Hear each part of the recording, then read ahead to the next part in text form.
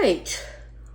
Well, I like making our dog treats, most of them. I buy some, but I like making some.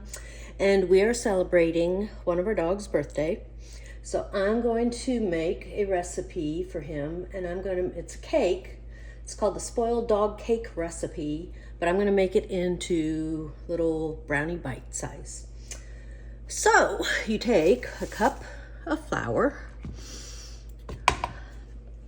and you mix that with a ½ teaspoon of baking soda. Now don't be afraid to change things up in recipes you find. The worst that happens is you learn not to do that again. The best that happens is you find a whole new recipe. This recipe calls for pumpkin puree. I don't have it. I just realized that when I went to get all my stuff out. So I'm going to ad lib. We're going to add, I have to add my other stuff together. Just a minute, I need another bowl. I hadn't made this for a while, so I forgot I needed 2 bowls. So here's my other bowl. I'm going to mix in, okay, I guess I do need an 1/8 cup. I don't have vegetable oil, but I do have olive oil. So I was gonna leave that out, but I decided I better not. So I'm not gonna add quite, because I need to refill this bottle. And to me, the oil's not, that's gonna be plenty. I don't like my dogs to have extra oil. There's oil in the peanut butter, so I'm not gonna worry about it. We add a 1/4 cup of peanut butter. Make sure the peanut butter does not have, I can't say it, xylitol in it. That is not good for your dogs. And it's going by another name now, so make sure you watch. We're going to add a ½ cup of applesauce. And I had these handy little servings in my fridge, so from when my granddaughters were here, so I'm going to get rid of one of those. And then I'm going to add, I'm supposed to add a ½ cup of pumpkin. I don't have pumpkin, so I'm going to add, where are you here? A ½ cup of homemade plain yogurt. It may change the flavor a little, but my dogs, the pumpkin's good for your dogs. It's good for stomach issues. It's good for digestion. So is yogurt. So this will change up the taste a little bit, maybe the consistency, but not that much. They're both adding some liquid and flavor. So this is something I'm trying. I've never done this before, but I'm trying it. Maybe I come up with a whole new recipe. One never knows. So I have that, and then I add an egg.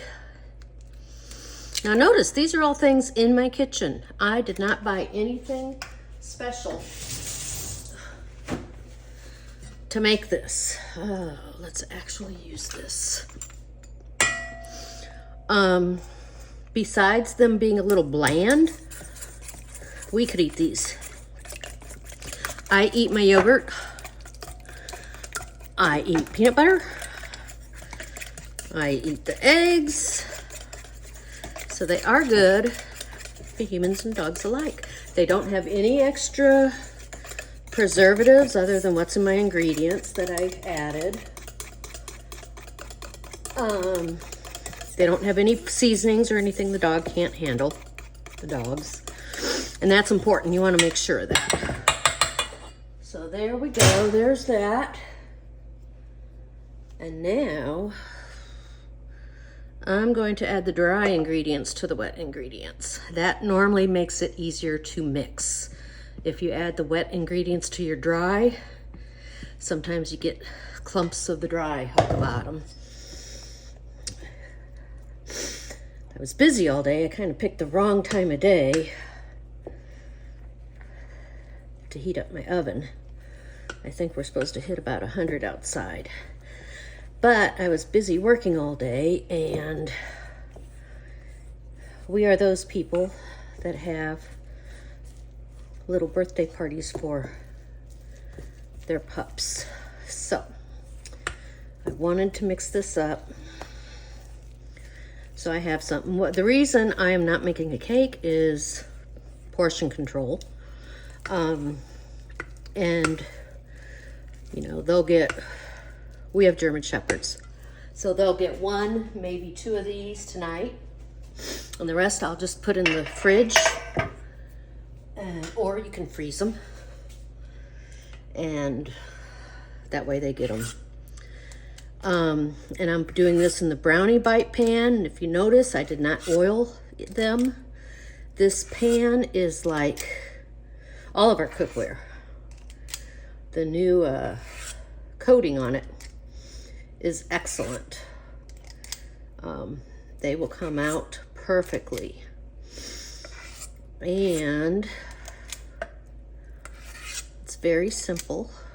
I'm using I think this is the medium scooper. When these are done, I'll obviously let them cool.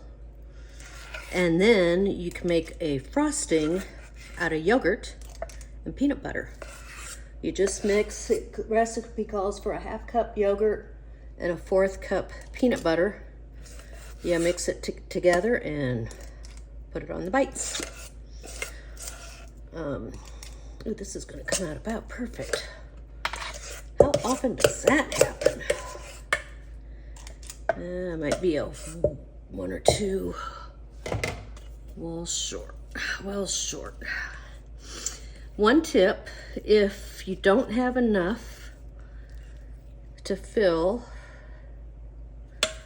all of your wells in your brownie pan or muffin pan or whatever pan you're using, which I don't, if you add water to, well, I gotta take this away, to the empty wells, that helps things to cook evenly.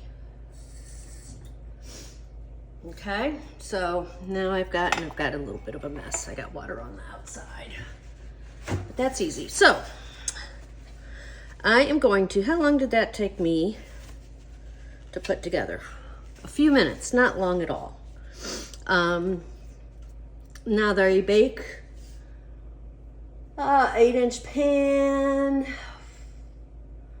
bakes 25 to 30 minutes. I'm gonna check these after about 10, probably 12, 13 minutes, and then keep checking them, and I'll be back.